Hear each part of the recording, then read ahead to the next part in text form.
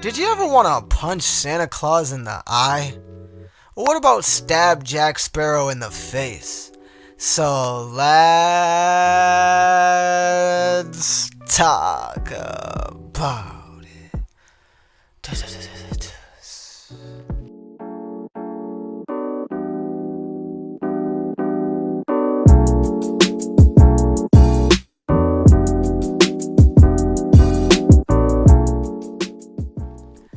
Swordsman is a realistic sword fighting game with challenging opponents, epic boss fights. Experience this real combat that requires strategy against armored, physically simulated enemies that can parry, repose, step and dodge in this action-paced, award-winning game. Or you can stab them and poke them to death in the thighs, stomach, chest, neck, face, in various areas once you get your build set up properly.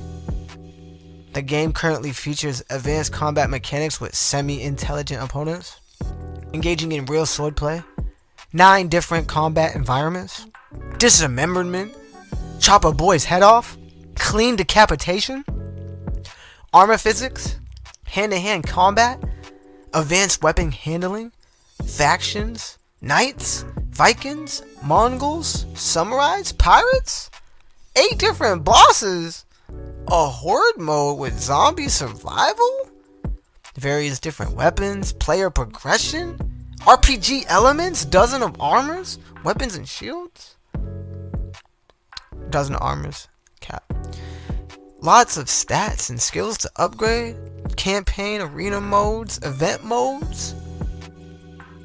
Build the character the way you want to build it. Slow time motion with the new Chirokinesis ability. Gameplay modifiers. And a brand new sandbox mode.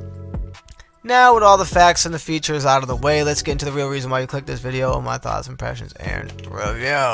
Let's break it down right now. So the first thing about Swordsman VR is the performance of the game is smooth. However, I did experience a crash.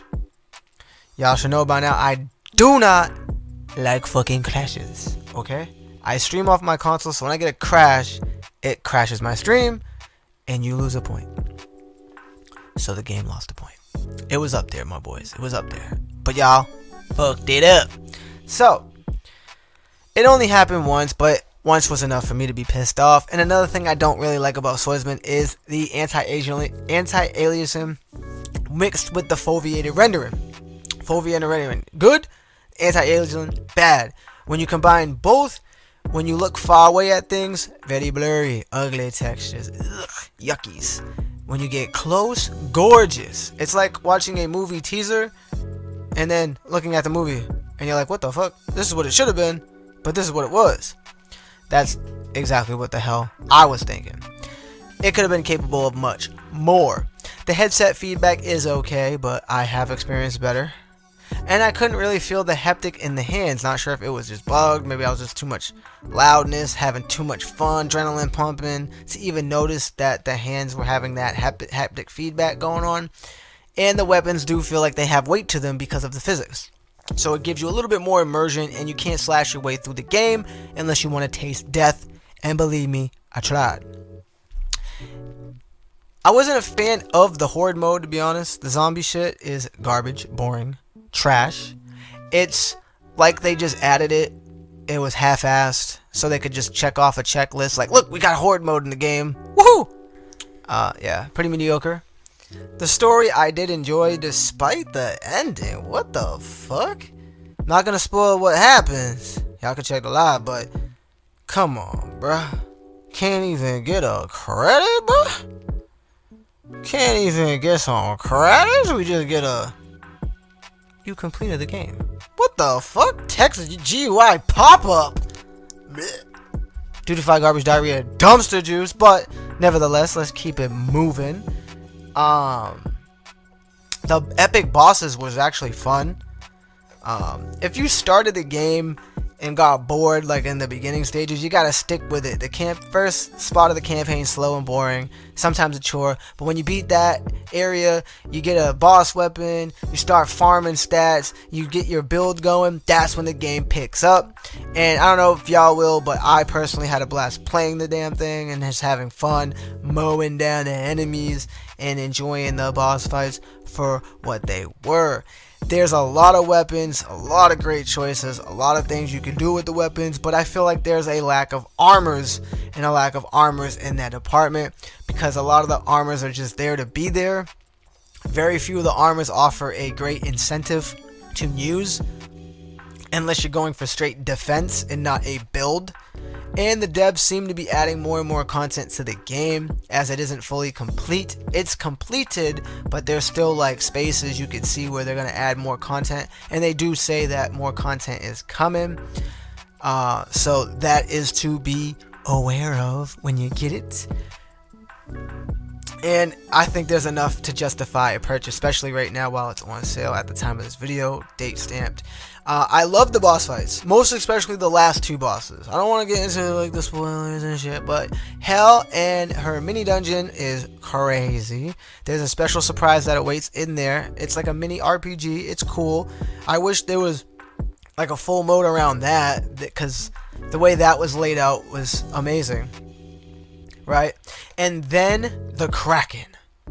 The overall aesthetics of being on the pirate ship with the rain and the lightning and then the Kraken and you're fighting the mates. I don't know if it's a placebo effect from being in that area, but those last two bonus bosses had the cleanest textures, the cleanest graphics, the highest resolution of the game. And I don't know if that's just because that's the newest content and they focused all the resources into that to make that look good, and they just left the other shit to be outdated, and they didn't up-res it and didn't really baby it. They just kind of like, fuck it, just keep pushing shit, you know, maybe, I don't know.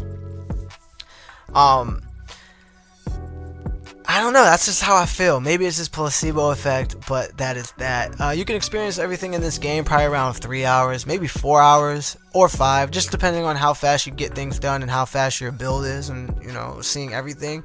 There's endless replayability, though. As a swordsman fighter, you can refight the same bosses. You got arena mode, you got sandbox where you can use your fizz, you got horde mode, which honestly I thought was dog shit due to fight garbage diarrhea. Sandbox mode I did like, because you can use your fizz, you could mess with the enemies, you can click randomness to generate chaos, and you can hit with your fist because you can up the damage and fucking start uppercutting people into the sky and look at the physics. It's pretty much its whole overall thing with endless replayability, in my opinion. There's an arena mode, you can just go back and forth and shoot. The stat system's kind of weird because it limits you. You only can do 40 upgrades. That's kind of trash, I'm gonna be honest.